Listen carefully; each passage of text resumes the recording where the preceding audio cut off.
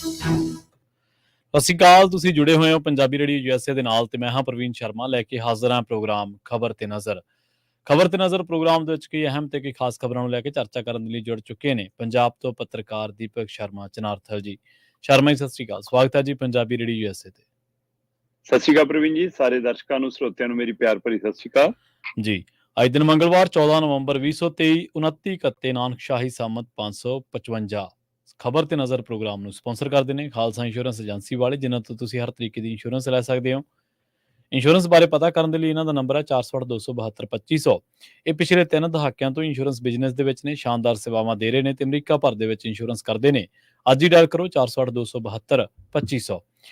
ਟਰਕੀਅਨ immigration ਲਾ firm ਵਾਲੇ ਜੇ ਟਰਕੀਅਨ ਟੋਰਨੀ ਟਰਕੀਅਨ ਦੇ ਨਾਲ ਤੁਸੀਂ ਯੂਐਸ ਇਮੀਗ੍ਰੇਸ਼ਨ ਬਾਬਤ ਕੋਈ ਵੀ ਸਲਾਹ ਕਰਨੀ, ਕੋਈ ਵੀ ਸਵਾਲ ਪੁੱਛਣਾ ਤੇ ਇਹਨਾਂ ਦਾ ਨੰਬਰ ਹੈ 415-909-0503। ਗੁਰਦੀਪ ਸਿੰਘ ਬਿਰਦੀ ਕਲੋਬੀ, ਸਤਨਾਮ ਸਿੰਘ ਸ਼ੇਰਗਿੱਲ ਸਿਲਮਾ, ਵਿਸਲਾ ਫੈਮਿਲੀ, ਕਾਬਲ ਸਿੰਘ ਫਰੈਜ਼ਨੋ, ਮਨਦੀਪ ਸਿੰਘ, ਸੰਦੀਪ ਕੌਰ ਸੈਨ ਹੋਜ਼ੇ, ਗੁਰਪਾਲ ਸਿੰਘ ਸੈਕਰਾਮੈਂਟੋ ਤੇ ਸਰਬਜੀਤ ਸਿੰਘ ਸ਼ੋਕਰ ਟਰਲਕ। ਇਹਨਾਂ ਸਾਰੇ ਹੀ ਸਪਾਂਸਰਸ ਦਾ ਬਹੁਤ-ਬਹੁਤ ਧੰਨਵਾਦ। ਤੇ ਜੇਕਰ ਤੁਸੀਂ ਵੀ ਪੰਜਾਬੀ ਰੇਡੀਓ ਯੂਐਸਏ ਦੇ ਇਹਨਾਂ ਪ੍ਰੋਗਰਾਮਾਂ ਨੂੰ ਸਪਾਂਸਰ ਕਰਨਾ ਚਾਹੁੰਦੇ ਹੋ ਤਾਂ ਸਟੂਡੀਓ ਦਾ ਨੰਬਰ ਹੈ 408-272-5500। ਪ੍ਰੋਗਰਾਮ ਖਬਰ ਤੇ ਨਜ਼ਰ ਨੂੰ ਤੁਸੀਂ ਇਸ ਵੇਲੇ ਸੁਣ ਰਹੇ ਹੋ AM FM ਸਟੇਸ਼ਨਸ ਦੇ ਨਾਲ ਰੇਡੀਓ ਸੈੱਟ ਤੇ, ਨੈਟ ਤੇ, mobile app, social media platforms, Facebook, YouTube ਤੇ ਸੁਣ ਰਹੇ ਹੋ, ਦੇਖ ਰਹੇ ਹੋ। ਸਾਰਿਆਂ ਦਾ ਹੀ ਪ੍ਰੋਗਰਾਮ ਖਬਰ ਤੇ ਨਜ਼ਰ ਦੇ ਵਿੱਚ ਸਵਾਗਤ ਹੈ। ਸ਼ਰਮਾ ਜੀ, ਖਬਰਾਂ ਦੇ ਵੱਲ ਆਈਏ ਤੇ ਸ਼ੁਰੂਆਤ ਕਰੀਏ ਪਰਾਲੀ ਤੋਂ। ਸਿਆਸੀ ਰੌਲਾ ਰੱਪਾ ਬੜੇ ਦਿਨਾਂ ਤੋਂ ਪੈ ਰਿਹਾ। ਵਿਰੋਧੀ ਧਿਰਾਂ ਸਰਕਾਰ ਤੇ ਨਿਸ਼ਾਨੇ ਲਾ ਰਹੀਆਂ ਨੇ। AQU ਇੰਡੈਕਸ ਤੇ ਆਪਣੀ ਇੱਕ ਅਲੱਗ ਤੋਂ ਬਹਿਸ ਹੋ ਰਹੀ ਹੈ। ਹਰਿਆਣੇ ਵਾਲੇ ਪੰਜਾਬ ਨੂੰ ਕਹਿ ਰਹੇ ਨੇ, ਵਿੱਚੇ ਮੀਂਹ ਦਾ ਵੀ ਆਪਾਂ ਚਰਚਾ ਕਰਕੇ ਹਟੇ ਹਾਂ। ਪਰ ਖਬਰ ਇਹ ਆ ਰਹੀ ਹੈ ਸ਼ਰਮਾ ਜੀ ਕਿ ਜਿਨ੍ਹਾਂ ਮਸ਼ੀਨਾਂ ਨੇ ਸੰਭਾਲਣੀ ਸੀ ਪਰਾਲੀ, ਉਹ ਮਸ਼ੀਨਾਂ ਹੀ ਸੰਭਾਲ ਲਈਆਂ ਜੀ।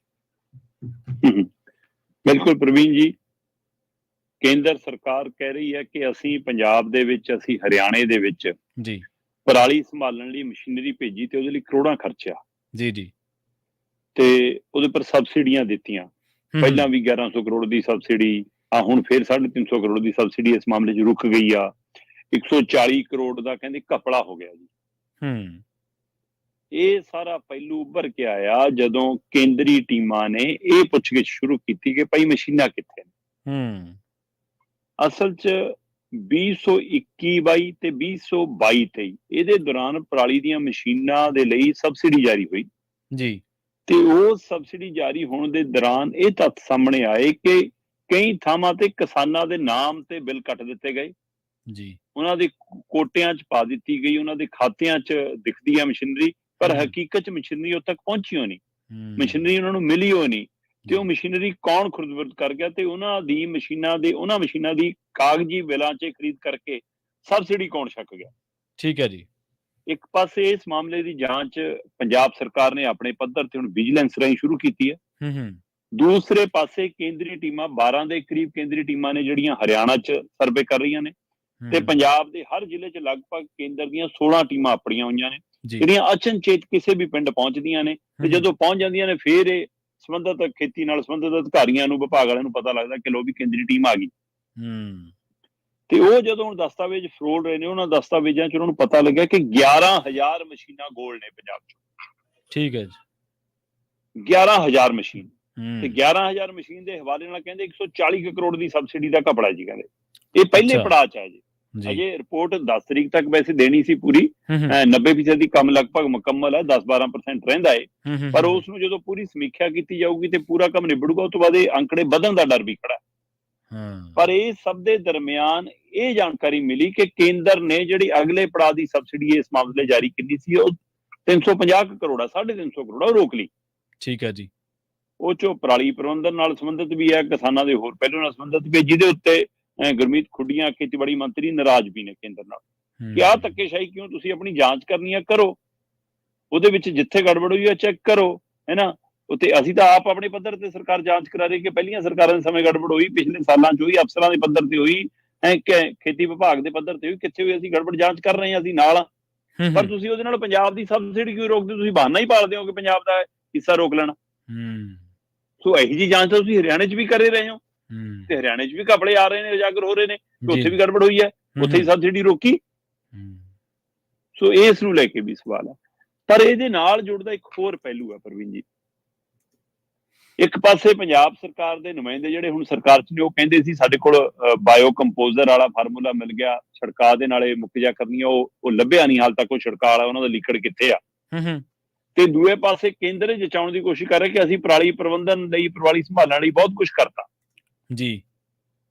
ਮਤਲਬ ਤੁਸੀਂ ਕਿਸਾਨ ਦੇ ਖਾਤੇ 'ਚ ਨਹੀਂ ਰੁਪਈਆ ਦੇਣਾ, ਕਿਸਾਨ ਨੂੰ ਪਰਾਲੀ ਸੰਭਾਲਣ ਦੀ ਸਬਸਿਡੀ ਨਹੀਂ ਦੇਣੀ, ਕੰਪਨੀਆਂ ਦਾ ਮਾਲ ਵਿਕ ਜਾਵੇ ਉਹਦੇ ਲਈ ਮਸ਼ੀਨਾਂ ਤਾਰ ਦੇਣੀਆਂ ਬਾਜ਼ਾਰ 'ਚ। ਇਹ ਫਾਇਦਾ ਕਿਹਨੂੰ ਹੋ ਰਿਹਾ ਜਨਾਬ ਜੀ? ਪਹਿਲਾਂ ਤੁਸੀਂ ਮਸ਼ੀਨਾਂ ਖਰੀਦੀਆਂ ਤੇ ਫਿਰ ਜਚਾਇਆ ਕਿ ਮਸ਼ੀਨਾਂ ਸਬਸਿਡੀ ਤੇ ਨੇ ਜੀ, ਆ ਮਸ਼ੀਨਾਂ ਚੱਕੋ ਤੇ ਉਹਦੇ ਨਾਲ ਪੰਜਾਬ ਦਾ ਖਜ਼ਾਨਾ ਜਾਵੇ, ਸੂਬੇ ਦਾ, ਕੇਂਦਰ ਦਾ ਖਜ਼ਾਨਾ ਜਾਵੇ, ਜਾਣਾ ਲੋਕਾਂ ਦੇ ਟੈਕਸ ਚੋਂ ਹੀ। ਫਿਰ ਉਸ ਤੋਂ ਬਾਅਦ ਹੁਣ ਤੁਸੀਂ ਇਹਦੀ ਜਾਂਚ ਪੜਤਾਲ ਲਈ ਟੀਮਾਂ ਭੇਜੀਆਂ, ਜਿਹੜੀਆਂ 16 ਟੀਮਾਂ ਆਈਆਂ ਨੇ ਉਹ ਰੋਟੀ ਨੂੰ ਓਚੀ ਤਾਂ ਕਹਿੰਦੀਆਂ ਨਹੀਂ ਗੀਆਂ, ਉਹ ਰੋਟੀ ਵੀ ਖਾਣਗੀਆਂ, ਉਹ ਰਹਿਣਗੀਆਂ ਵੀ, ਉਹ ਘੁੰਮਣਗੀਆਂ ਵੀ, ਉਹਨਾਂ ਦਾ ਟੀਏ ਵੀ, ਉਹਨਾਂ ਦਾ ਡੀਏ ਵੀ, ਉਹ ਸਾਰਾ ਖਰਚਾ ਵੀ ਹੈ। ਮਤਲਬ ਇਹ ਸਾਰਾ ਕੁਝ ਕਰ ਲੈਣਾ। ਜਿਹੜੇ ਚਿਰਾਂ ਤੋਂ ਕਿਸਾਨ ਕਹਿੰਦੇ ਨੇ ਕਿ ਭਾਈ ਸਾਨੂੰ ਪਰਾਲੀ ਸੰਭਾਲਣ ਲਈ ਪ੍ਰਤੀ ਕੁਆਂਟਲ ਦੇ ਹਿਸਾਬ ਨਾਲ 100 ਰੁਪਏ ਹੀ ਦੇ ਦਿਓ, ਜਾਂ ਭਗਵੰਤ ਮਾਨ ਦੀ ਸੁਣ ਲਓ। ਭਗਵੰਤ ਮਾਨ ਬੇਸ਼ੱਕ ਉਹ ਫਾਰਮੂਲਾ ਕਿਸਾਨ ਜਥੇਬੰਦੀਆਂ ਜਾਂ ਕਿਸਾਨ ਮੰਨਣਗੇ ਜਾਂ ਨਹੀਂ, ਪਰ ਭਗਵੰਤ ਮਾਨ ਬਤੌਰ MP ਕਹਿੰਦੇ ਹੁੰਦੇ ਸੀ ਕਿ 4-5 ਹਜ਼ਾਰ ਰੁਪਏ ਏਕੜ ਪਿੱਛੇ ਦੇ ਦਿਓ ਜੀ, ਕਿਸਾਨਾਂ ਨੂੰ ਪਰਾਲੀ ਸੰਭਾਲ ਲਾਂਗੇ ਅਸੀਂ। ਇਹ ਵੀ ਕਹਿੰਦੇ ਸੀ ਸਰਕਾਰਾਂ ਦੀ ਜ਼ਿੰਮੇਵਾਰੀ ਹੈ ਖੇਤਾਂ 'ਚੋਂ ਪਰਾਲੀ ਲੈ ਕੇ ਜਾਣੀ, ਸੰਭਾਲਣੀ, ਕਹਿੰਦੇ ਹੁੰਦੇ ਸੀ। ਸੋ ਇਸ ਲਈ ਉਹ ਸਾਰੇ ਫਾਰਮੂਲੇ 'ਚੋਂ ਕਿਸੇ ਫਾਰਮੂਲੇ ਤੇ ਕੇਂਦਰ ਆਉਣ ਲਈ ਤਿਆਰ ਨਹੀਂ। ਉਹ ਵੀ ਤਾਂ ਮੋਦੀ ਜੀ ਕਹਿੰਦੇ ਆ ਮੈਂ ਕਿਸਾਨਾਂ ਦੇ ਖਾਤਿਆਂ 'ਚ ਸਾਲ 'ਚ 4 ਵਾਰ ਜੀ 3-3 ਹਜ਼ਾਰ ਪਾਉਣਾ, ਆਹ ਪਾਉਣਾ ਜੀ, ਹੈਨਾ, ਤੇ ਆਹ ਪਰਾਲੀ ਸੰਭਾਲਣ ਦੀ ਸਬਸਿਡੀ ਵੀ ਪਾ ਦਿਓ, ਨਾ ਮਸ਼ੀਨਾਂ ਖਰੀਦਣੀਆਂ ਪੈਣ, ਨਾ ਤੁਹਾਡੀਆਂ ਟੀਮਾਂ ਨੂੰ ਲੱਭਣਾ ਪਵੇ, ਨਾ ਮਸ਼ੀਨਾਂ ਗੋਲ ਹੋਣ, ਗਾਇਬ ਹੋਣ, ਹਰੇਕ ਕਿਸਾਨ ਆਪਣੇ ਖੇਤ 'ਚੋਂ ਆਪ ਪਰਾਲੀ ਸੰਭਾਲੀ ਜਾਊਗਾ, ਉਹਨੂੰ ਦੇ ਦਿਓ ਸਬਸਿਡੀ, ਉਹ ਨਹੀਂ ਦੇਣੀ ਜੀ। ਸੋ ਇਸ ਲਈ ਆਹ ਤਰੀਕਾ ਵੀ ਸਿੱਧਾ ਕਾਰਪੋਰੇਟ ਘਰਾਣਿਆਂ ਨੂੰ, ਮਸ਼ੀਨ ਬਣਾਉਣੀਆਂ ਕੰਪਨੀਆਂ ਨੂੰ, ਫਿਰ ਉਹਦੇ ਨਾਂ ਤੇ ਸਬਸਿਡੀ ਦੇ ਘਪਲੇ ਵਾਲੇ ਕਰਨ ਵਾਲੇ ਅਧਿਕਾਰੀਆਂ ਨੂੰ, ਉਹਨਾਂ ਨੂੰ ਲਾਹਾ ਦੇਣਾ। ਉਸ ਤੋਂ ਬਾਅਦ ਫਿਰ ਟੀਮਾਂ ਭੇਜ ਕੇ ਜਾਂਚ ਕਰਾ ਕੇ ਜਚਾਉਣਾ ਕਿ ਪੰਜਾਬ ਤਾਂ ਜੀ ਦੇਖੋ ਜੀ ਘਪਲਾ ਹੋ ਗਿਆ ਪੰਜਾਬ 'ਚ। ਸੋ ਬਿਲਕੁਲ ਇਹਦੇ ਵਿੱਚ ਕੋਈ ਸ਼ੱਕ ਨਹੀਂ, 11,000 ਮਸ਼ੀਨਾਂ ਦਾ ਜੇ ਕੋਈ ਅਤਾ ਪਤਾ ਨਹੀਂ, 140 ਕਰੋੜ ਦੇ ਲਗਭਗ ਇਹ ਅੰਦਾਜ਼ਾ ਲਾਇਆ ਜਿਹੜਾ 150 ਕਰੋੜ ਦੇ ਪਾਰ ਜਾਣ ਦਾ ਸੰਭਾਵਨਾ ਖੜੀ ਹੈ, ਤੇ 350 ਕਰੋੜ ਦੀ ਸਬਸਿਡੀ ਸਾਡੀ ਇਸੇ ਸੰਬੰਧਾਂ ਦੇ ਵਿੱਚ ਕੇਂਦਰ ਨੇ ਰੋਕ ਲਈ ਹੈ। ਇਹ ਤੋਂ ਬਿਨਾਂ ਸਾਡਾ ਪੇਂਡੂ ਵਿਕਾਸ ਫੰਡ ਪਹਿਲਾਂ ਤੋਂ ਰੋਕਿਆ ਹੋਇਆ, ਸਾਡਾ GST ਦਾ ਸਮਾਂ ਸਿਰ ਅਦਾਇਗੀ ਨਹੀਂ ਹੈ, ਹੋਰ ਕਿੰਨੇ ਤਰ੍ਹਾਂ ਦੇ ਮਾਮਲੇ ਸਾਡੇ ਪੇਚ ਫਸੇ ਨੇ। ਸਮੇਂ-ਸਮੇਂ ਹੜ੍ਹ ਦੇ ਕਾਰਨ, ਕਰੋਨਾ ਕਾਲ ਦੇ ਕਾਰਨ, ਜਾਂ ਹੋਰਨਾਂ ਮੁਸ਼ਕਲਾਂ ਦੇ ਕਾਰਨ ਜਿਹੜੇ ਰਾਹਤ ਪੈਕੇਜਾਂ ਦੀ ਮੰਗ ਆਉਂਦੀ ਆ, ਸਰਹੱਦੀ ਸੂਬੇ ਕਰ ਰਾਹਤ ਪੈਕੇਜ ਦੀ ਮੰਗ ਆਉਂਦੀ ਆ, ਉਹਦੇ ਵੱਲ ਕਦੇ ਕੇਂਦਰ ਨੇ ਗੌਰ ਨਹੀਂ ਕੀਤਾ। ਪਰ ਆਹ ਮੁੱਦਾ ਹੁਣ ਸਾਹਮਣੇ ਆਉਣ ਨਾਲ ਇੱਕ ਨਵੀਆਂ ਰੋਕਾਂ ਲਾਉਣ ਦਾ ਬਹਾਨਾ ਜ਼ਰੂਰ ਕੇਂਦਰ ਨੂੰ ਮਿਲ ਗਿਆ ਜੀ। ਹੁਣ ਆਉਣ ਵਾਲੇ ਦਿਨਾਂ 'ਚ ਇਹ ਪੰਜਾਬ ਸਰਕਾਰ ਔਰ ਕੇਂਦਰ ਵਿਚਾਲੇ ਟਕਰਾਅ ਦਾ ਕਾਰਨ ਵੀ ਬਣ ਸਕਦਾ। ਜੀ ਸ਼ਰਮਾ ਜੀ, ਤੁਹਾਨੂੰ ਯਾਦ ਹੋਣਾ ਜਦੋਂ ਨਾ ਕਾਕਾ ਰਣਦੀਪ ਸ਼ਾਇਦ ਬਣੇ ਸੀ ਖੇਤੀਬਾੜੀ ਮੰਤਰੀ, ਉਹਨਾਂ ਨੇ ਵੀ ਇੱਕ ਅਜਿਹੇ ਘੁਟਾਲਾ ਕੱਢ ਕੇ ਲਿਆਂਦਾ ਸੀ ਸਾਹਮਣੇ। ਉਹ ਕਹਿੰਦੇ ਸੀਗੇ ਕਿ ਵੀ ਜੀ ਜਿਹੜੇ ਪਰਾਲੀ ਵਾਸਤੇ ਜੋ ਮਸ਼ੀਨਾਂ ਆਈਆਂ ਜਾਂ ਜੋ ਸਬਸਿਡੀ ਦਿੱਤੀ ਗਈ ਹੈ ਜਾਂ ਜਿਹੜੀਆਂ ਸਬਸਿਡੀ ਦੇਣੀ ਸੀ, ਉਹਦੇ ਵਿੱਚ ਘੁਟਾਲਾ ਹੋਇਆ ਸੀਗਾ। ਹੁਣ ਪਤਾ ਨਹੀਂ ਇਹ ਸਰਕਾਰ ਨੇ ਉਸ ਮਾਮਲੇ ਦੀ ਜਾਂਚ ਵੀ ਕੀਤੀ ਹੈ, ਕੱਢ ਕੇ ਤਾਂ ਇਹੀ ਲਿਆਏ ਸੀ ਸ਼ੁਰੂ ਦੇ ਵਿੱਚ। ਬਿਲਕੁਲ ਤੁਹਾਡੀ ਗੱਲ ਦਰੁਸਤ ਹੈ। ਉਹ ਚਰਚਾ ਕਾਫੀ ਹੋਈ ਸੀ ਉਹਦੀ ਵੀ ਉਸ ਸਮੇਂ, ਪਰ ਉਸ ਤੋਂ ਬਾਅਦ ਹੁਣ ਦੁਬਾਰਾ ਫਿਰ ਨਵੇਂ ਸਿਰੇ ਤੋਂ ਸਾਰੀਆਂ ਪਿਛਲੀਆਂ ਤੇ ਹੁਣ ਵਾਲੇ ਸਾਲਾਂ ਦੀਆਂ ਸਾਰੀਆਂ ਪੜਤੋਲ ਨਵੇਂ ਸਿਰੇ ਤੋਂ ਹੋ ਰਹੀ ਹੈ। ਸੋ ਇਹ ਕਿੱਥੇ ਜਾ ਕੇ ਤਾਣ ਪੱਤਣ ਲੱਗਣੀ ਹੈ, ਇਹ ਦੇਖਣਾ ਹੋਵੇਗਾ। ਅਗਲੀ ਖਬਰ ਦੇ ਵੱਲ ਵਧੀਏ ਸ਼ਰਮਾ ਜੀ, ਤੇ ਗੱਲ ਕਰੀਏ ਸਿਆਸਤ ਦੀ। ਸਿਆਸਤ ਦੇ ਲਿਹਾਜ਼ ਤੋਂ ਸਕਾਰਾਤਮਕ ਖਬਰ ਕਦੇ ਹੀ ਆਉਂਦੀ ਹੈ, ਕਿਉਂਕਿ ਸਿਆਸਤ ਸਿਸਟਮ ਦੇ ਆਲੇ ਦੁਆਲੇ ਘੁੰਮਦੀ ਹੈ, ਸਿਸਟਮ ਦੇ ਵਿੱਚ ਖਾਮੀਆਂ ਸੀ, ਹੈਨ ਤੇ ਰਹਿਣਗੀਆਂ। ਸਿਆਸਤ ਨੂੰ ਚਲਾਉਂਦੀ ਹੈ, ਸਿਆਸਤ ਦੇ ਵਿੱਚ ਆਪੋ ਆਪ ਹੀ ਉਹਨੇ ਆਲੋਚਨਾ ਦੇ ਘੇਰੇ ਦੇ ਵਿੱਚ ਘੇਰੀ ਜਾਣਾ ਹੁੰਦਾ ਹੈ। ਪਰ ਹੁਣ ਇੱਕ ਖਬਰ ਖੇਡ ਐਸੋਸੀਏਸ਼ਨਾਂ ਦੇ ਹਵਾਲੇ ਤੋਂ ਆ ਰਹੀ ਹੈ ਸ਼ਰਮਾ ਜੀ, ਕਿ ਪੰਜਾਬ ਦੀਆਂ ਜਿੰਨੀਆਂ ਵੀ ਖੇਡ ਐਸੋਸੀਏਸ਼ਨਾਂ ਇਹਨਾਂ ਦੇ ਵਿੱਚੋਂ ਹੁਣ ਸਿਆਸਤਦਾਨ ਬਾਹਰ ਹੋ ਜਾਣਗੇ ਜੀ। ਪ੍ਰਵੀਨ ਜੀ, ਪੰਜਾਬ ਦੀਆਂ ਖੇਡ ਐਸੋਸੀਏਸ਼ਨਾਂ 'ਚ ਜ਼ਿਆਦਾਤਰ ਸਿਆਸਤਦਾਨ ਹੀ ਕਾਬਜ਼ ਨੇ ਜੀ, ਔਰ ਇਹਨਾਂ ਐਸੋਸੀਏਸ਼ਨਾਂ 'ਚ ਮਤਲਬ ਕਿ ਖੇਡ ਦੀ ਬਜਾਏ ਸਿਆਸਤ ਜ਼ਿਆਦਾ ਹੁੰਦੀ, ਤੇ ਜਿਹਦਾ ਅਸੀਂ ਨਤੀਜਾ ਵੀ ਦੇਖਦੇ ਹਾਂ ਕਿ ਸਾਡੇ ਖਿਡਾਰੀ ਫਿਰ ਕਿਸ ਤਰ੍ਹਾਂ ਹਰਿਆਣੇ ਜਾਂ ਹੋਰਨਾਂ ਸੂਬਿਆਂ ਨਾਲੋਂ ਪਿੱਛੇ ਰਹਿ ਜਾਂਦੇ ਜਦੋਂ ਵੱਡੇ ਮੈਦਾਨ 'ਚ ਮੱਲ ਮਾਰਨੀ ਹੁੰਦੀ। ਇਹ ਸਾਰੇ ਵਰਤਾਰੇ ਤੇ ਠੱਲ ਪਾਉਣ ਵਾਲੀ ਖਬਰ ਹੈ। ਬਿਲਕੁਲ ਤੁਹਾਡੀ ਗੱਲ ਦਰੁਸਤ ਹੈ ਕਿ ਚੰਗੀ ਖਬਰ ਨਿਕਲ ਕੇ ਆਈ ਹੈ। ਆਪਾਂ ਪਹਿਲਾਂ ਵੀ ਇੱਕ ਦੋ ਵਾਰ ਗੱਲ ਕੀਤੀ ਹੈ ਕਿ ਮੌਜੂਦਾ ਕੈਬਨਿਟ ਦੇ ਵਿੱਚੋਂ ਮੀਤ ਹੇਅਰ ਤੋਂ ਖਾਸੀਆਂ ਉਮੀਦਾਂ ਨੇ ਬਾਕੀਆਂ ਨਾਲੋਂ ਹਟ ਕੇ, ਕਿਉਂਕਿ ਮੀਤ ਹੇਅਰ ਅਜੇ ਵੀ ਗੱਲ ਸੁਣਦੇ ਨੇ ਜੀ, ਸਲਾਹ ਲੈ ਲੈਂਦੇ ਨੇ, ਸਲਾਹ ਮੰਨ ਲੈਂਦੇ ਨੇ, ਉਸ ਨੂੰ ਅਮਲੀ ਜਾਮਾ ਪਹਿਨਾਉਣ ਲਈ ਜੇਕਰ ਕਿਸੇ ਨੂੰ ਫੋਨ ਕਰਨਾ ਪੈ ਜਾਵੇ, ਪੁੱਛਣਾ ਪੈ ਜਾਵੇ, ਉਹ ਤੱਕ ਅਪਰੋਚ ਕਰਦੇ ਨੇ। ਉਹਨਾਂ 'ਚ ਅਜੇ ਉਹ ਨਿਮਰਤਾ, ਉਹ ਸਾਦਗੀ ਅਜੇ ਬਰਕਰਾਰ ਹੈ। ਉਸੇ 'ਚੋਂ ਇਹ ਖਬਰ ਨਿਕਲ ਕੇ ਆ ਰਹੀ ਹੈ ਕਿ ਪੰਜਾਬ 'ਚ ਇਸ ਸਾਲ ਜਿਹੜਾ ਲਾਗੂ ਹੋਏਗਾ ਸਪੋਰਟਸ ਕੋਡ ਹੈ। ਵੈਸੇ ਇਹ ਕੇਂਦਰ ਵੱਲੋਂ ਹਦਾਇਤਾਂ ਸਾਰੇ ਸੂਬਿਆਂ ਨੂੰ ਨੇ ਦੀਆਂ ਕਿ ਸਪੋਰਟਸ ਕੋਡ ਲਾਗੂ ਕਰੋ, ਤੇ ਇਸ ਨੂੰ ਕੇਂਦਰ ਕਹਿੰਦਾ ਅਸੀਂ ਤਾਂ ਲਾਗੂ ਵੀ ਕਰ ਚੁੱਕੇ ਹਾਂ, ਹੈ ਨਾ। ਤੇ ਦੂਸਰੇ ਪਾਸੇ ਇਸੇ ਤਰ੍ਹਾਂ ਉੱਤਰਾਖੰਡ ਨੇ ਇਹਨੂੰ ਲਾਗੂ ਕਰ ਦਿੱਤਾ ਹੈ, ਤੇ ਹੁਣ ਪੰਜਾਬ ਉਹ ਤੋਂ ਬਾਅਦ ਪਹਿਲ ਕਦਮੀ ਕਰਦਾ ਨਜ਼ਰ ਆਇਆ, ਜਿਹਨੇ ਦਾਅਵਾ ਕੀਤਾ, ਵਾਅਦਾ ਕੀਤਾ ਕਿ ਹਾਂ ਅਸੀਂ ਇਸ ਨੂੰ ਲਾਗੂ ਕਰਾਂਗੇ। ਲੀਡਰਾਂ ਦੇ ਨਿਆਣੇ ਤੇ ਉਹਨਾਂ ਦੇ ਰਿਸ਼ਤੇਦਾਰ ਤੇ ਉਹਨਾਂ ਦੇ ਚਹੇਤੇ, ਇਹ ਸਾਰੇ ਕਹਿੰਦੇ ਐਸੋਸੀਏਸ਼ਨਾਂ 'ਚ ਬਾਹਰ ਹੋਣਗੇ। ਜੇ ਸਿੱਧੇ ਰੂਪ 'ਚ ਕੋਈ ਹੋਏਗਾ ਇਹਨਾਂ ਦੇ ਅੰਦਰ, ਉਹ ਖੇਡ ਨਾਲ ਸੰਬੰਧਿਤ, ਖੇਡ ਮੈਦਾਨ ਨਾਲ ਸੰਬੰਧਿਤ, ਖਿਡਾਰੀ ਜੀਵਨ ਕਾਲ ਜਿਹਦਾ ਰਿਹਾ ਹੋਵੇ, ਕੋਚ ਵਾਲਾ ਜਿਹਨੇ ਜੀਵਨ ਹੰਢਾਇਆ ਹੋਵੇ, ਉਹਨਾਂ ਸੰਬੰਧਿਤ ਵਿਅਕਤੀਆਂ ਨੂੰ ਇਹਦਾ ਹਿੱਸਾ ਬਣਾਇਆ ਜਾਊਗਾ। ਠੀਕ ਹੈ। ਸੋ ਸਪੋਰਟਸ ਕੋਡ ਦਾ ਮਤਲਬ ਹੀ ਇਹੀ ਆ ਕਿ ਇਹਦੇ ਲਾਗੂ ਹੋਣ ਨਾਲ ਜਿੰਨੇ ਵੀ ਸਾਡੇ ਖੇਡ ਸੰਘ ਨੇ ਪੰਜਾਬ ਸੂਬੇ ਨਾਲ ਸੰਬੰਧਿਤ, ਉਹ ਸਾਰੇ ਭੰਗ ਹੋ ਜਾਣਗੇ।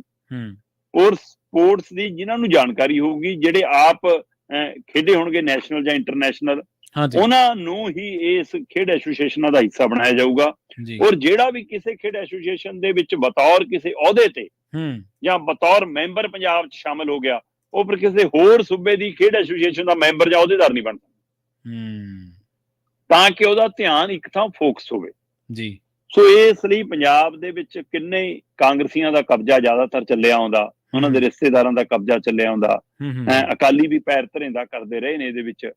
ਜਦੋਂ ਪ੍ਰਗਟ ਸਿੰਘ ਸਿਆਸਤ 'ਚ ਆਏ ਸੀ, ਤਦ ਉਮੀਦ ਜਾਗੀ ਸੀ ਕਿ ਪ੍ਰਗਟ ਸਿੰਘ ਦੇ ਰਾਹੀਂ ਸ਼ਾਇਦ ਖੇਡ ਵਿਭਾਗ ਦਾ, ਖੇਡ ਮੰਤਰਾਲੇ ਦਾ, ਪੰਜਾਬ ਦੀ ਖੇਡ ਜਗਤ ਦਾ ਕੁਝ ਸੁਧਾਰ ਹੋ ਜਾਵੇ। ਉਹ ਖੇਡ ਦੇ ਨਾਲ ਨਾਲ ਸਿਆਸਤ 'ਚ ਵੀ ਸੁਧਾਰ ਕਰਨ ਦੀ ਕੋਸ਼ਿਸ਼ਾਂ ਕਰਦੇ ਰਹਿੰਦੇ ਨੇ, ਚਿੱਠੀਆਂ ਪੱਤਰ ਲਿਖ ਕੇ, ਉਜਾਗਰ ਕਰਕੇ ਮਾਮਲੇ, ਪਰ ਉਹਨਾਂ ਦੇ ਵੀ ਖੁੱਲੇ ਹੱਥ ਖੇਡਣ ਨੂੰ ਕੁਝ ਨਹੀਂ ਮਿਲਿਆ।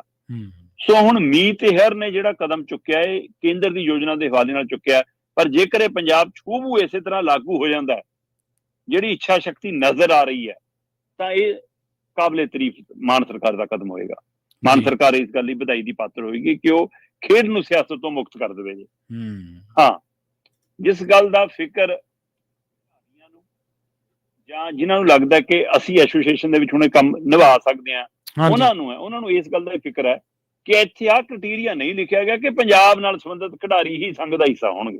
ਠੀਕ ਹੈ, ਅੱਛਾ, ਬਸ ਇੰਨਾ ਕੁ ਉਹਨਾਂ ਨੂੰ। ਜੇਕਰ ਸਰਕਾਰ ਇਹ ਸਪਸ਼ਟ ਕਰ ਦੇਵੇ ਕਿ ਪੰਜਾਬ ਦੀ ਖੇਡ ਐਸੋਸੀਏਸ਼ਨ ਵਾਲਾ ਮੈਂਬਰ, ਜਿਵੇਂ ਉਹਨਾਂ ਨੇ ਲਿਖਿਆ ਕਿ ਹੋਰ ਕਿਸੇ ਸੂਬੇ 'ਚ ਨਹੀਂ ਬਣ ਸਕਦਾ,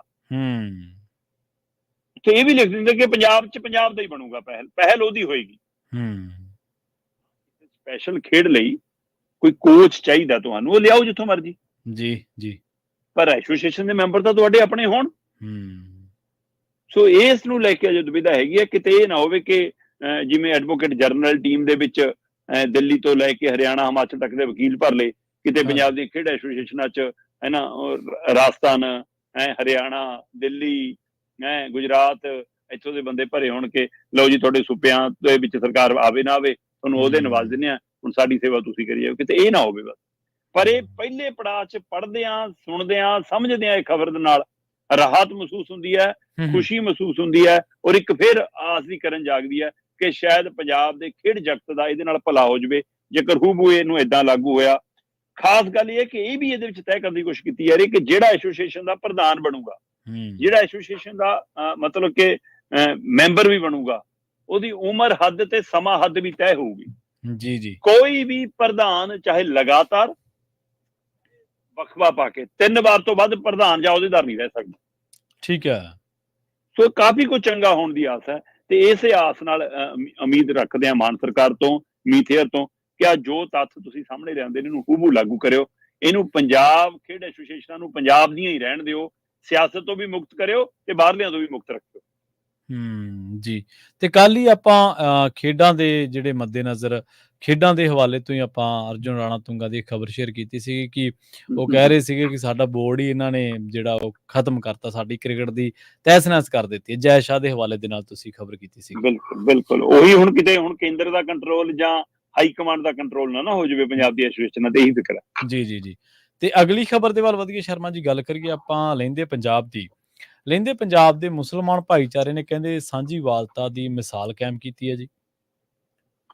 ਪ੍ਰਵੀਨ ਜੀ, ਪੰਜਾਬ ਦੇ ਕਿੰਨੇ ਪਿੰਡਾਂ ਚੋਂ ਇਹ ਖਬਰ ਸਮੇਂ-ਸਮੇਂ ਸਾਹਮਣੇ ਆਉਂਦੀ ਰਹੀ ਆ ਕਿ ਉਸ ਪਿੰਡ 'ਚ 3 ਮੁਸਲਮਾਨਾਂ ਦੇ ਘਰ ਸੀ, 5 ਮੁਸਲਮਾਨਾਂ ਦੇ ਘਰ ਸੀ ਤੇ ਉਹਨਾਂ ਨੇ ਉਹਨਾਂ ਲਈ ਮਸਜਿਦ ਬਣਾ ਕੇ ਦਿੱਤੀ। ਪਿੰਡ ਨੇ ਸਾਂਝੇ ਤੌਰ ਤੇ ਜ਼ਮੀਨ ਛੱਡੀ, ਆਪ ਮਸਜਿਦਾਂ ਬਣਾਈਆਂ ਜਾਂ ਮਸਜਿਦ ਦਾ ਨਵੀਨੀਕਰਨ ਕਰਾਇਆ। ਸੋ ਇਹ ਸਾਂਝੀਵਾਲਤਾ ਦੀ ਖਬਰਾਂ ਪੰਜਾਬ ਦੇ ਵਿੱਚੋਂ ਕਿੰਨੀ ਵਾਰ ਸਾਹਮਣੇ ਆਈਆਂ। ਅੱਜ ਉਹੀ ਜਿਹੀ ਇੱਕ ਖਬਰ ਬੜੀ ਸੁਖਾਵੀਂ, ਮਤਲਬ ਪ੍ਰਦੂਸ਼ਣ ਦੇ ਵਿੱਚ ਵੀ ਜੇਕਰ ਤੁਹਾਨੂੰ ਸ਼ੁੱਧ ਹਵਾ ਦਾ ਬੁੱਲਾ ਕੋਈ ਆਇਆ ਤਾਂ ਉਹ ਲਹਿੰਦੇ ਪੰਜਾਬ ਵਾਲੇ ਪਾਸਿਓਂ ਆਇਆ।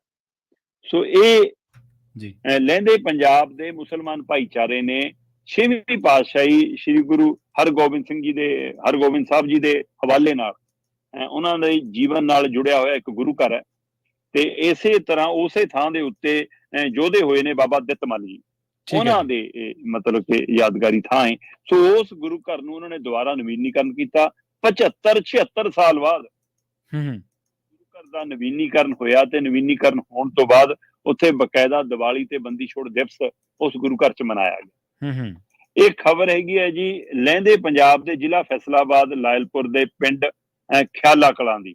ਠੀਕ ਹੈ ਜੀ। ਖਿਆਲਾ ਕਲਾਂ ਦੇ ਵਿੱਚ 6ਵੀਂ ਪਾਤਸ਼ਾਹੀ ਗੁਰੂ ਹਰਗੋਬਿੰਦ ਸਾਹਿਬ ਨਾਲ ਸੰਬੰਧਿਤ ਸਥਾਨ ਹੈ ਤੇ ਉੱਥੇ ਹੀ ਅੰਮ੍ਰਿਤਸਰ ਦੇ ਵਿੱਚ ਪਹਿਲੀ ਜੰਗ 'ਚ ਸ਼ਹੀਦ ਹੋਣ ਵਾਲੇ ਯੋਧੇ ਬਾਬਾ ਦਿੱਤ ਮੱਲ ਦੀ ਯਾਦ 'ਚ ਬਣਿਆ ਉਹ ਗੁਰਦੁਆਰਾ ਜੀ। ਸੋ ਉਸ ਸਾਂਝੇ ਸਥਾਨ ਨੂੰ ਇਹਨਾਂ ਨੇ ਦੁਬਾਰਾ 76 ਸਾਲਾਂ ਬਾਅਦ ਪਿੰਡ ਦੇ ਮੁਸਲਮਾਨ ਭਾਈਚਾਰੇ ਨੇ ਇਕੱਤਰ ਹੋ ਕੇ ਉਹਦਾ ਨਵੀਨੀਕਰਨ ਕੀਤਾ।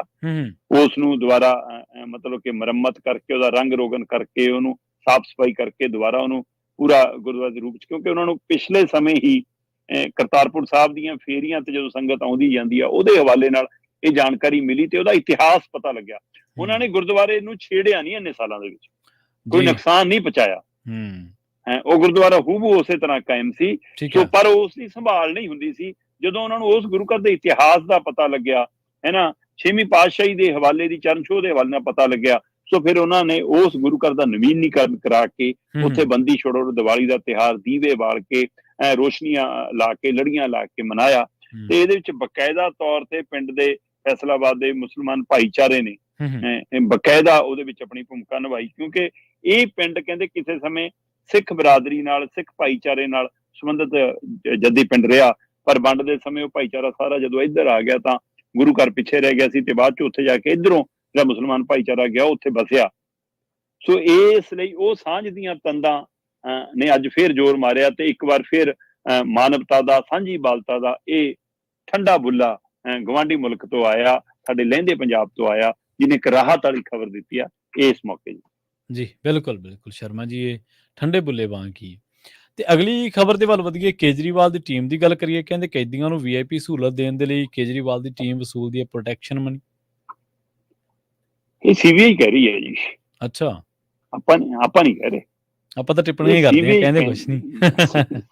CBI ਕਹਿੰਦੀ ਹੈ ਕਿ ਜੀ ਜਿਹੜਾ ਸਤਿੰਦਰ ਜੈਨ ਹੈ ਇਹ ਜੇਲ੍ਹ 'ਚ ਕੈਦੀਆਂ ਨੂੰ VIP ਸਹੂਲਤਾਂ ਦੇਣ ਦਾ ਠੇਕੇਦਾਰ।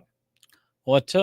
ਪ੍ਰਵੀਨ ਜੀ, ਤੁਹਾਡੇ ਧਿਆਨ 'ਚ ਹੋਣਾ ਕਿ ਇੱਕ ਸੁਕੇਸ਼ ਠੱਗ ਦੇ ਹਵਾਲੇ ਨਾਲ ਆਪਾਂ 2-3 ਵਾਰ ਖਬਰ ਕੀਤੀ ਹੈ। ਹਵਾਲੇ ਨਾਲ ਸੁਕੇਸ਼ ਠੱਗ ਸਮੇਂ-ਸਮੇਂ ਆਪਣੀ ਚੈਟ, ਆਪਣੇ ਦਸਤਾਵੇਜ਼, ਆਪਣੇ ਅੰਕੜੇ ਅਦਾਲਤ 'ਚ ਰੱਖਦਾ ਰਿਹਾ, ਆਪਣੇ ਵਕੀਲਾਂ ਰਾਹੀਂ ਪੇਸ਼ ਕਰਦਾ ਰਿਹਾ। ਬੇਸ਼ੱਕ ਉਹ ਆਪ ਠੱਗੀਆਂ ਦੇ ਮਾਮਲੇ 'ਚ ਅੰਦਰ ਹੈ,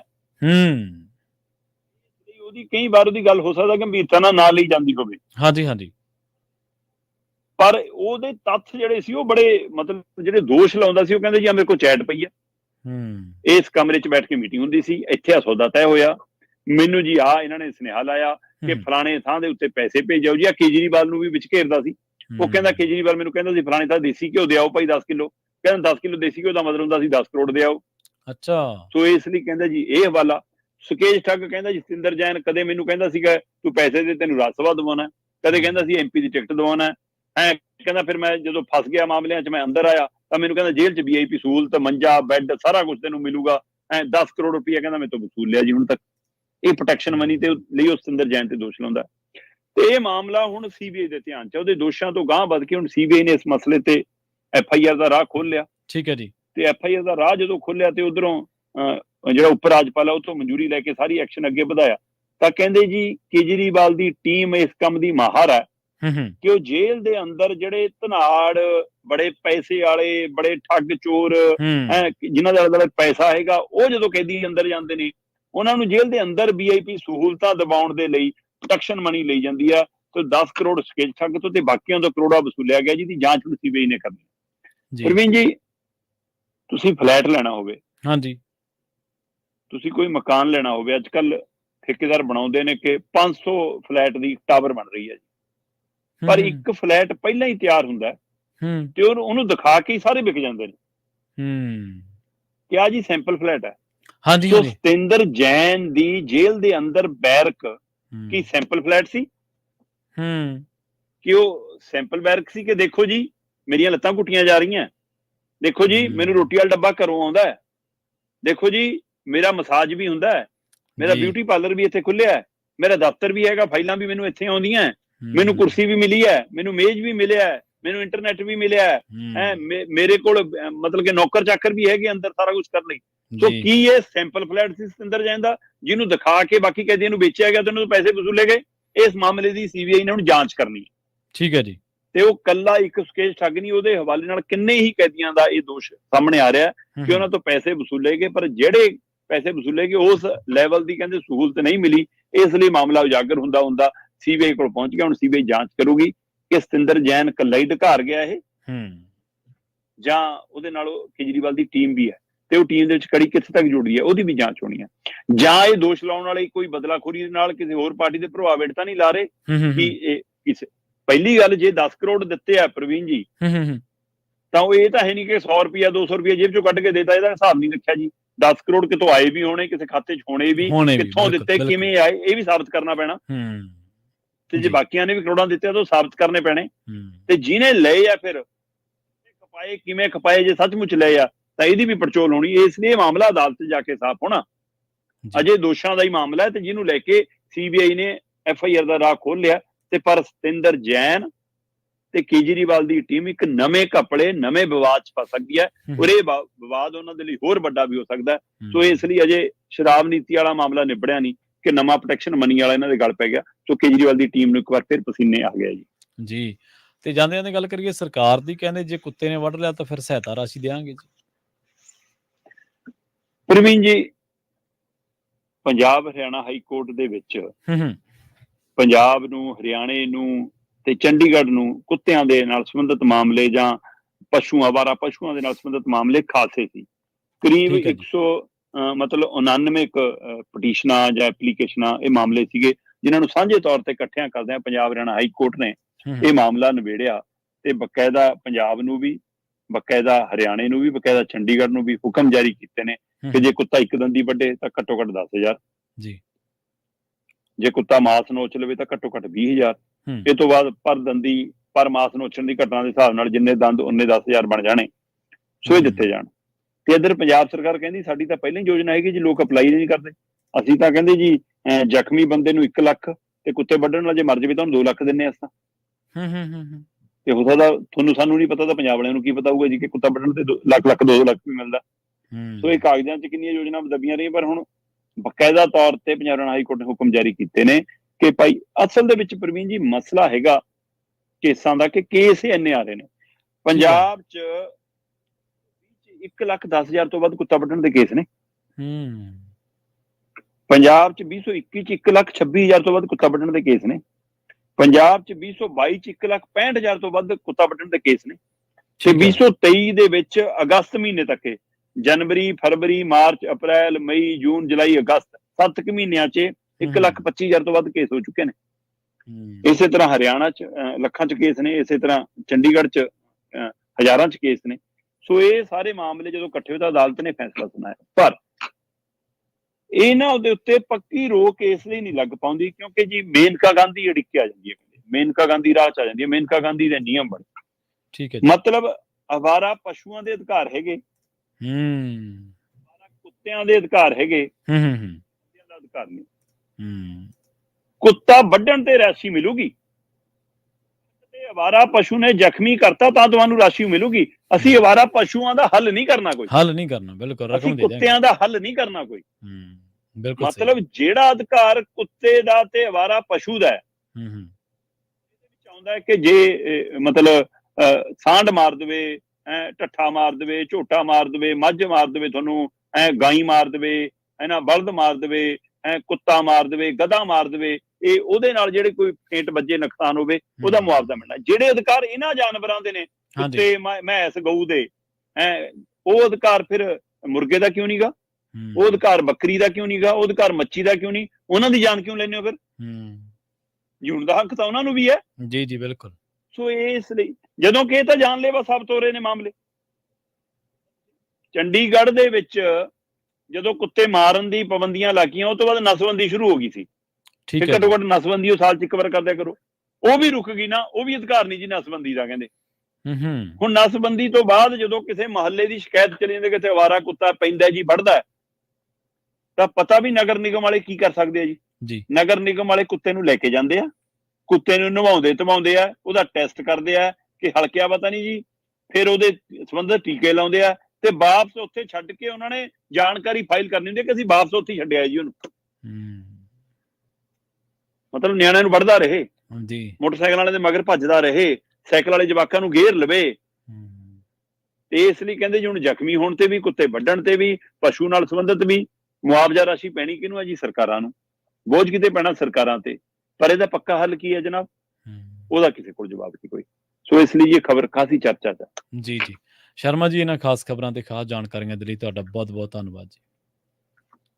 ਬਹੁਤ ਸ਼ੁਕਰੀਆ ਜੀ। ਪ੍ਰੋਗਰਾਮ ਖਬਰ ਤੇ ਨਜ਼ਰ ਨੂੰ ਆਪਾਂ ਇੱਥੇ ਹੀ ਸਮਾਪਤ ਕਰਾਂਗੇ। ਮੈਨੂੰ ਪ੍ਰਵੀਨ ਸ਼ਰਮਾ ਨੂੰ ਦਿੱਤੀ ਇਜਾਜ਼ਤ। ਜੁੜੇ ਰਹੋ ਪੰਜਾਬੀ ਰੇਡੀਓ USA ਦੇ ਨਾਲ।